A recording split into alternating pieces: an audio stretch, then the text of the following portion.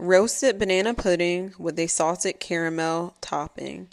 But let's make it gluten-free and let's make it together. So the first thing you want to do is grab 2 bowls and separate your egg yolks from your egg whites. Now to elevate this pudding, instead of having it be just plain banana pudding, we're going to have roasted banana pudding. So split 2 bananas in half, sprinkle sugar on the exposed side, then flip the bananas over so the skin side is up, place them in the oven at 400 degrees for 15 minutes or until the skin turns brown. Then you want to separate 1 cup of milk from 2 cups of milk and set those to the side. We're going to use those to make our banana pudding.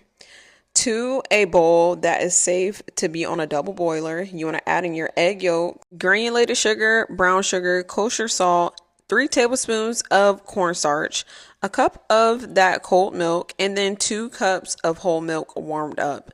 Take that and place it on the stove onto a double boiler and keep stirring like your life depends on it for about 20 minutes.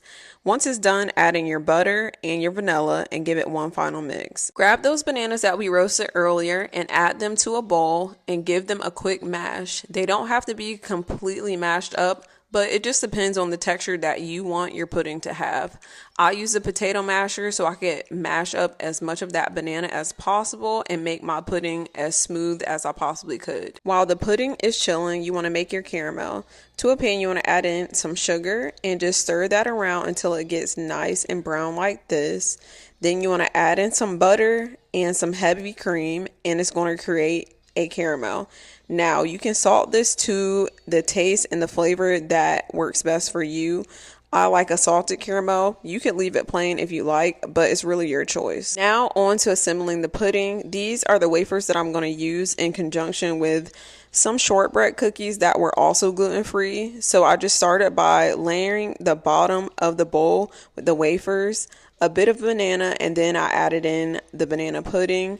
I know some people don't like bananas, so you can just skip this step because the pudding already has bananas inside of it. Continue to layer your pudding by adding more cookies, more bananas, more pudding, and more of that homemade whipped cream to the top.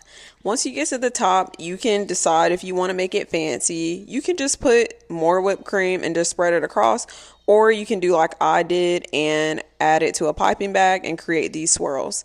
Then you want to decorate to your liking. I added some more bananas to the top, some more of those shortbread cookies that are also gluten-free to the top, just to create a bit more texture because obviously banana pudding can be a bit soft. But I like that crunch that you get from adding in those fresh cookies, topped with some cinnamon, and this is your final product. And there you have it, pudding from scratch. Let me know if you tried this recipe, and thanks for watching.